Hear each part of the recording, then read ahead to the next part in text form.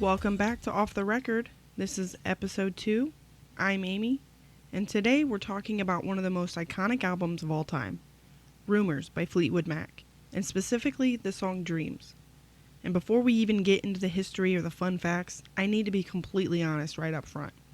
Fleetwood Mac is my all-time favorite band.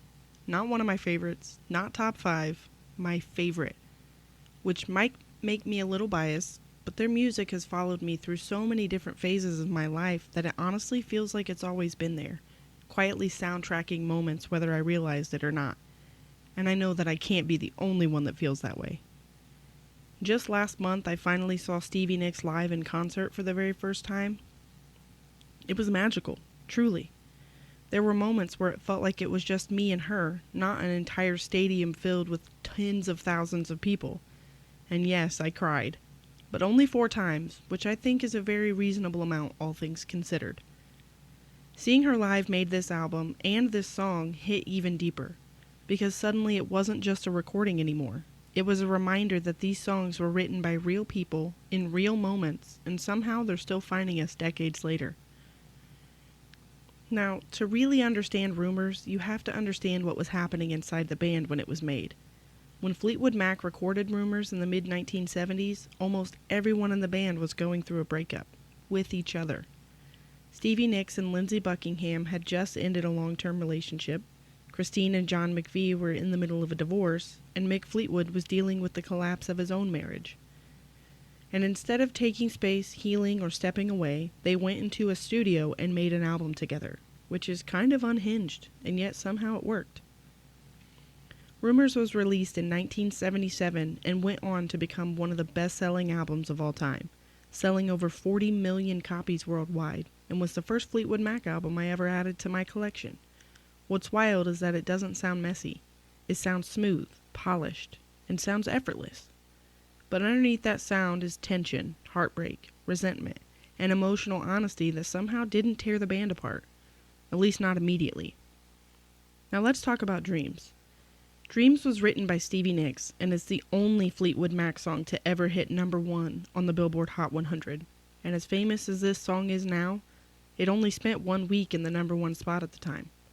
However, it has over 1 billion streams on Spotify, which is interesting because it's one of their most understated songs.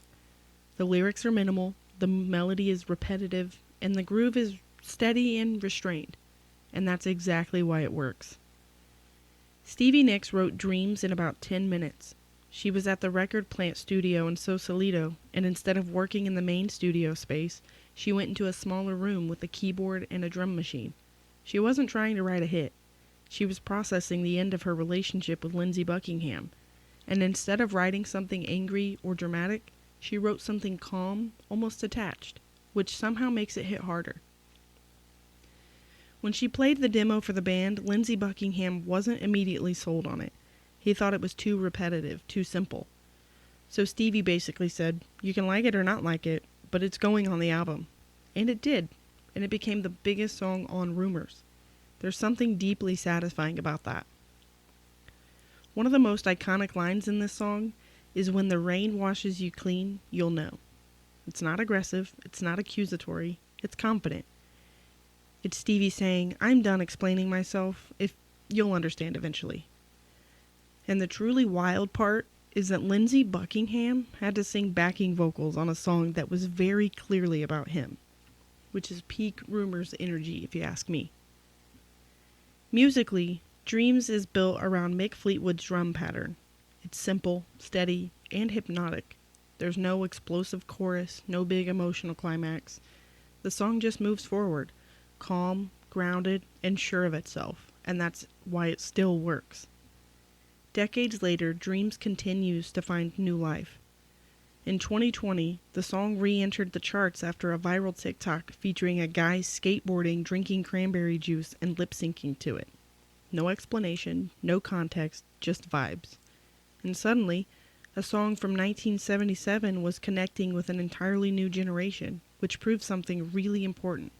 Great songs don't need updating, they just need rediscovering. Part of what makes Dreams timeless is that it doesn't tell you how to feel.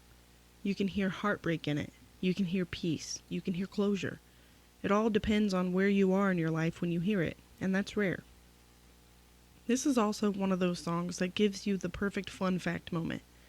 When it comes on and you casually say, "Did you know Stevie Nicks wrote this in like 10 minutes about her breakup, and the guy it's about had to sing backup vocals on it?"